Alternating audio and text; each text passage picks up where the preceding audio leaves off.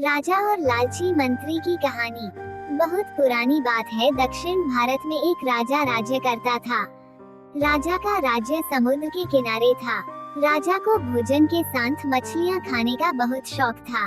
बिना मछलियों के राजा का भोजन अधूरा रहता था।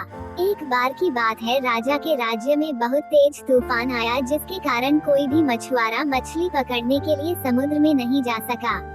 उस दिन राजा को भोजन में मछलियाँ नहीं मिली, जिससे राजा बहुत उदास हो गया।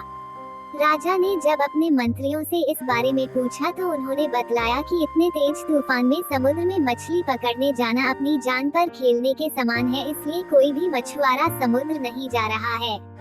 राजा ने घोषणा करवाई कि जो भी समुद्र से ताजी मछलियाँ लाएगा उसे मुंह मांगा इनाम दिया जाएगा।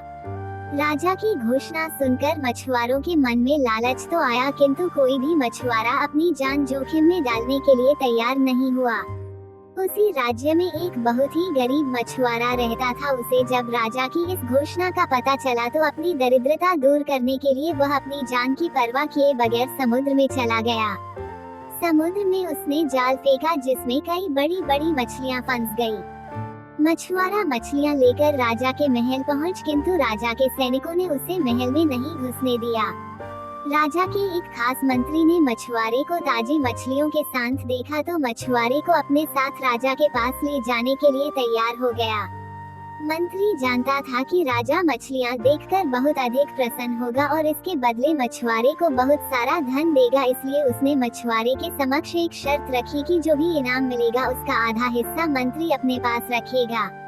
मछुआरा मंत्री की बात मान गया और मंत्री मछुआरे को लेकर राजा के पास पहुंचा। मछुआरे के पास ताजी ताजी मछलियाँ देख राजा बहुत खुश हुआ। राजा ने मछुआरे को मुंह मांगा इनाम मांगने के लिए कहा। मछुआरा राजा से हाथ जोड़कर बोला, महाराज, मुझे 20 कोड़े मारे जाएं। मछुआरे की बात सुनकर राजा को बड़ा आश्चर्य हुआ और उसने फिर से मछुआरे से कुछ मांगने के लिए कहा, किंतु मछुआरे ने फिर 20 कोड़े खाने का इनाम मांगा। राजा ने अपने सैनिकों को बुलाया और मछुआरे को 20 कोड़े मारने का आदेश दिया। सैनिकों ने मछुआरे को कोड़े मारना शुरू किया।